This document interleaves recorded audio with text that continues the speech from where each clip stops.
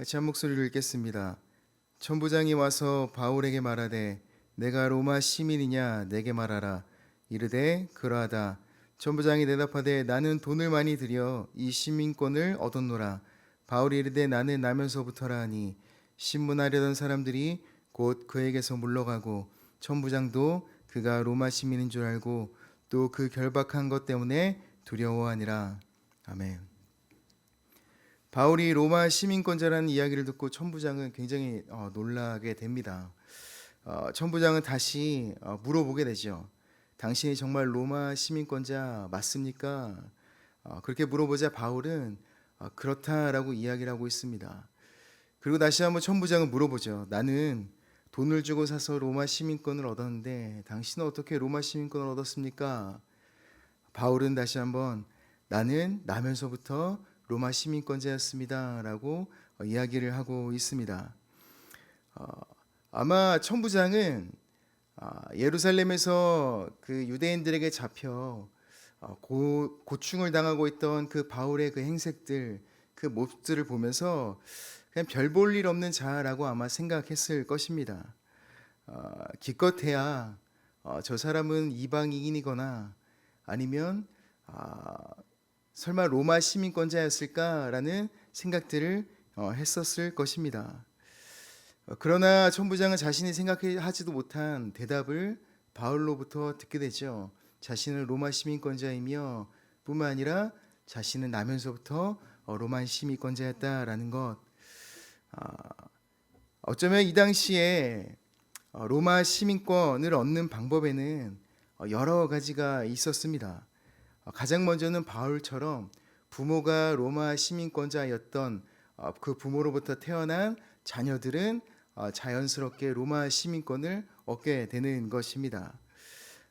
그 다음으로 로마 시민권을 얻을 수 있는 방법은 로마 제국에 봉사를 하여 시민권을 얻거나 아니면 천부장과 같이 로마에 큰 기부를 하여 돈을 주고 사는 그런 로마 시민권을 얻는 방법들이 있는 것입니다. 로마에서 로마 군인으로 25년 정도 군 복무를 하고 전역하게 될 때에 로마에서는 그 전역한 군인에게 로마 시민권과 함께 정착할 살 수 있는 땅을 선물로 주었죠. 그런 대표적인 도시가 바로 전에 보았던 빌립보라는 도시입니다. 그곳은 퇴역 군인들이 로마 시민권을 가지고 로마에서 준 땅을 가지고 정착하며 살았던 도시가 빌립보 도시였습니다. 뿐만 아니라 천부장처럼 큰 돈을 주고 로마에서 그 시민권을 사거나 아니면 각 도시마다 로마 제국을 건설하는 데 있어서 필요한 어떠한 것들을 제공하는 사람들, 그래서 로마 제국을 건설하는데 공로를 세운 자들에게 또한 로마 시민권을 주었습니다. 그렇지 않으면 그냥 각 지역 관료들에게 뇌물처럼 돈을 주고 그 로마 시민권을 얻는 방법들도 있었습니다. 그리고 마지막은 해방된 노예들이 로마 시민권을 얻을 수 있었습니다.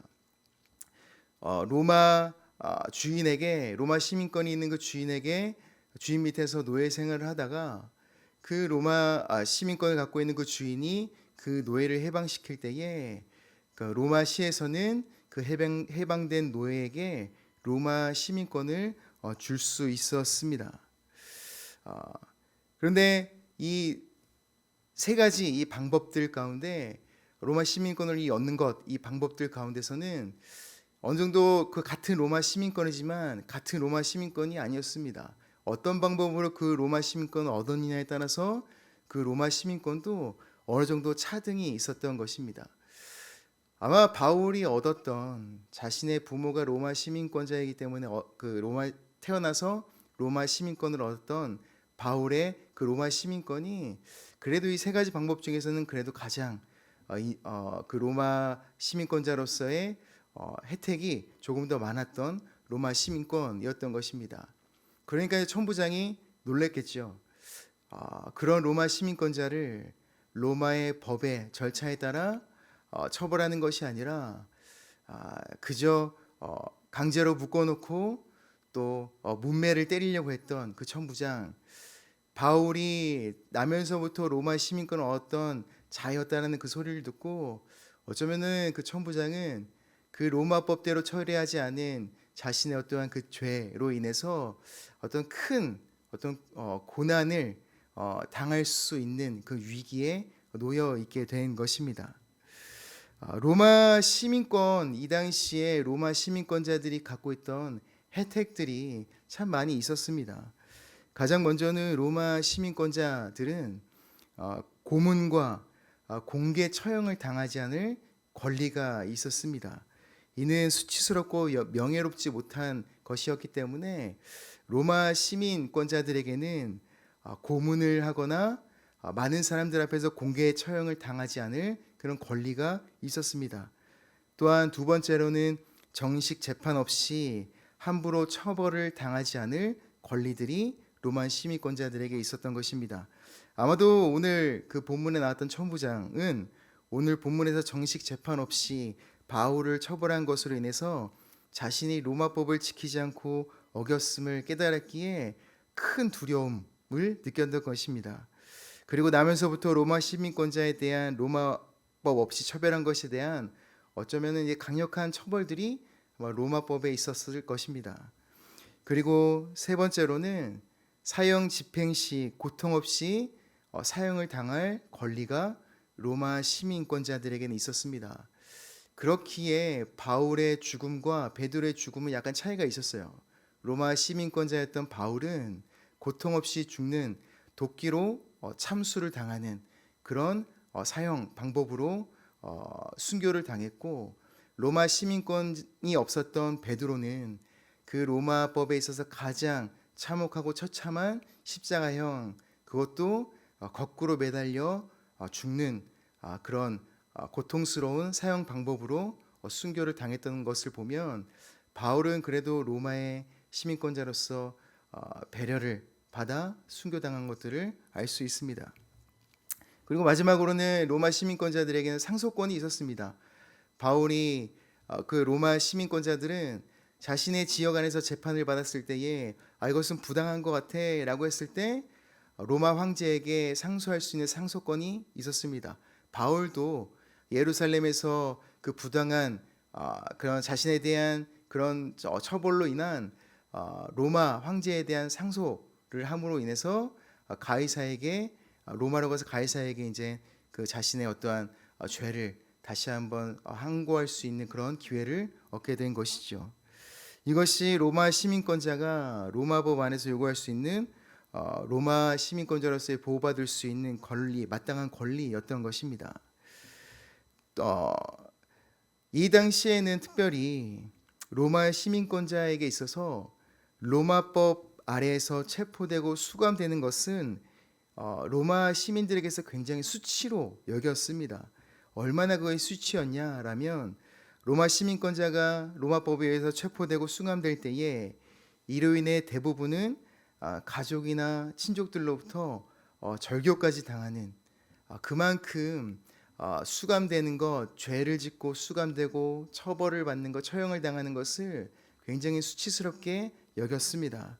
그렇기 때문에 바울이 아마 많은 그런 수감을 당했을 때에 아마 수많은 그리스도인들이 바울의 그 수감으로 말미암아 바울을 수치스럽게 여기고 바울과 절교했던 일들이 있었을 것입니다.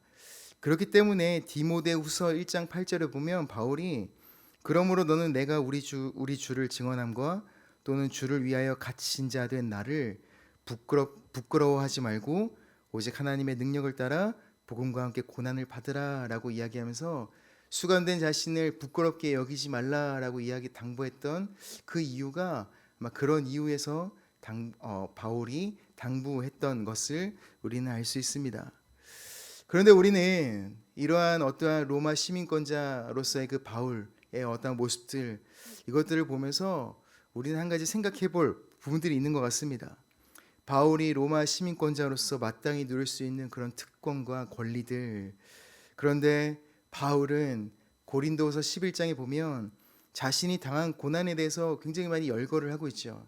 3번의 태장과 또 40에 하나 감한 매를 5번 맞았고, 여러 가지 어떠한 도시를 로마가 지배한 도시를 지날 때마다 당했던 수많은 어려움과 고난들.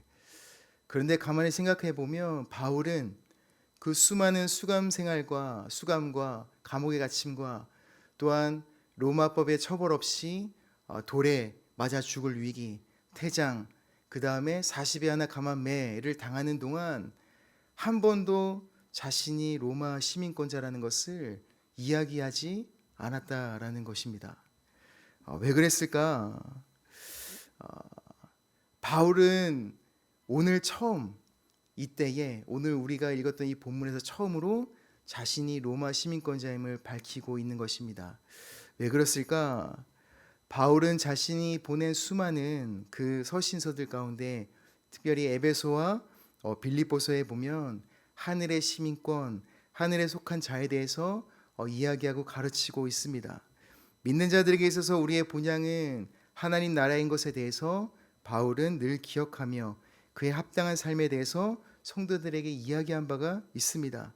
어쩌면 바울은 자신이 로마 시민권자라는 그 특혜를 앞세워 자신 앞에 당한 고난과 그 위기와 그 어려움을 모면해 나가는 것을 수많은 그리스도인들에게 보여주고 싶지 않았을 것입니다.